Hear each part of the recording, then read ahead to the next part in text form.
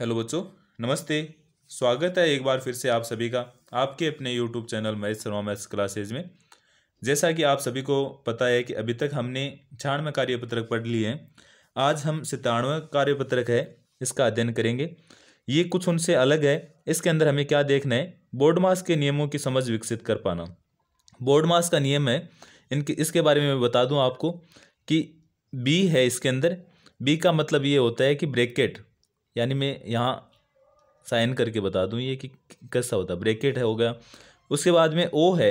ओ का मतलब होता है ऑर्डर, यानी कहीं रूट हो, क्या हो, कहीं रूट दे रखा हो या कहीं घन दे रखा हो, ये सब किसके अंदर आ जाते हैं, ऑर्डर के अंदर। उसके बाद में डी। डी का मतलब होता है डिवीजन। डिवीजन को हम भाग से समझ सकते हैं, क्या, भाग। उसके बाद में एम है। एम को यानी मल्टीपल, यानी गुणा से समझ सकते हैं हम, क्या, गुणा यानी मल्टीप्लिकेशन। उसके बाद में ए का मतलब होता है एडिशन, और एडिशन को हम किससे समझ सकते हैं, जोड़ से। और उसके बाद में एस है।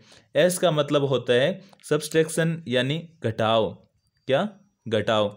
यानी सबसे पहले हम कोई संख्या है वो अगर ब्रैकेट के अंदर लिखी हुई है उसका अध्ययन करेंगे। उसके बाद में कोई ऑर्डर के अंदर है उसका अध्ययन करेंगे।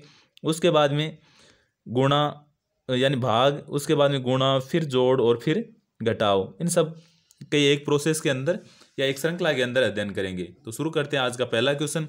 इसमें क्या दे रखा है कि नीचे दिए गए प्रश्नों को हल कीजिए। जैसे 4 दे रखा है प्लस फिर यहाँ 3 गुणा 2। तो सबसे पहले हमें ब्रैकेट के अंदर कोई संख्या होती है उसको हल करते हैं।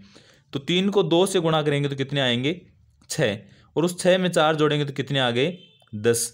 ठीक है, ऐसे 3 में 5 जोड़ेंगे तो कितने आ गए, 8। और 8 का 8 में भाग देंगे तो कितने आएंगे, 1। ऐसे यहाँ देखो 3 में 5 जोड़ेंगे तो कितने आ गए, 8। और 8 को 8 से गुणा करेंगे तो कितने आ गए, 64।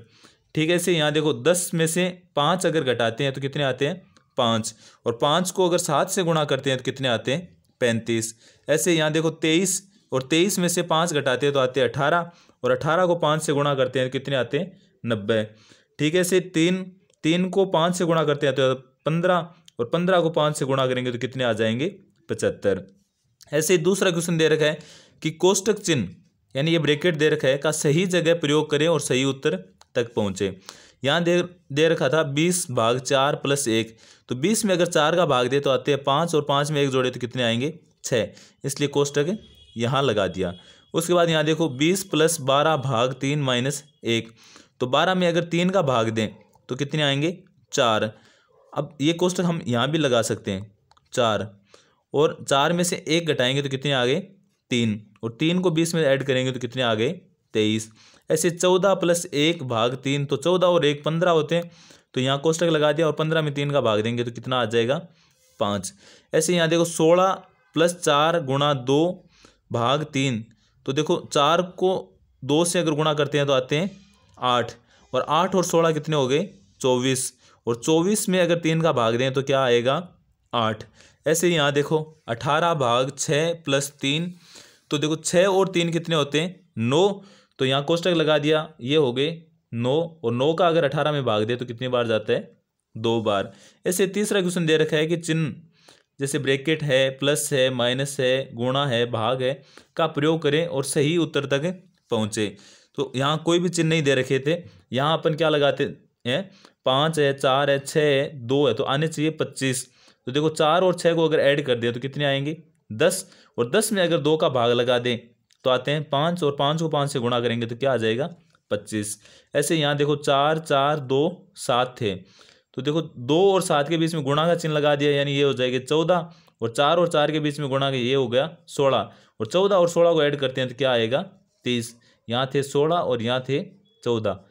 तो इनको अगर जोड़ेंगे तो कितने आ गए, 30। ऐसे यहाँ देखो 30, 2 और 3 थे। 2 और 3 को गुणा करें तो कितने आते हैं, 6। और 6 को अगर 30 में से घटाएं तो कितना आता है, 24। ऐसे देखो यहाँ दे रखा है 4 2 8 8। यहाँ अगर हम ये कर ले कि 4 है, 4 में से 2 घटा दें, और यहाँ 8 है, 8 में 8 का भाग दे लें। तो देखो 8 में 8 का भाग देंगे तो 1 आएगा। 4 में से 2 घटाएंगे तो 2। अब यहाँ 1 कैसे आ सकता है, 2 में से 1 घटाएं, यानी यहाँ माइनस का चिन्ह लगा दें। ये एक तो कोष्टक यहाँ हो गया और एक कोष्टक यहाँ हो गया, तो क्या आ जाएगा 2 - 1 बराबर 1। ऐसे यहाँ दे रखा है 16, यहाँ 5, यहाँ 3, यहाँ 1।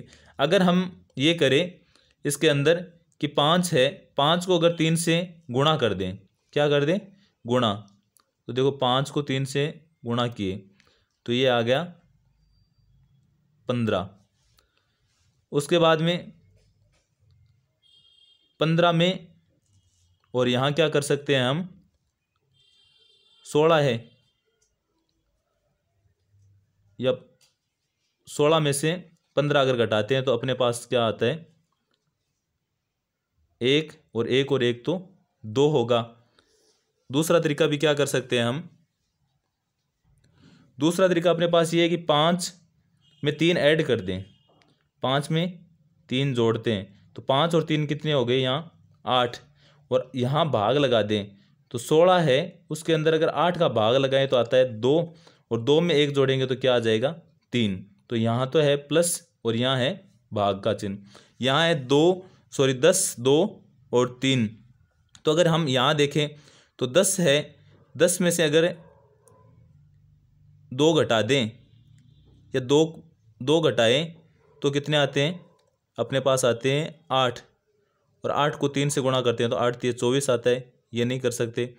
2 और 3 को अगर जोड़ें तो कितने आएंगे, 5, और 5 को 10 से अगर करते हैं तो नहीं, इसको सीधा पड़ा है ना ये, कि 2 को 3 से गुणा करेंगे तो आ जाएंगे 6, कितने आएंगे, 6।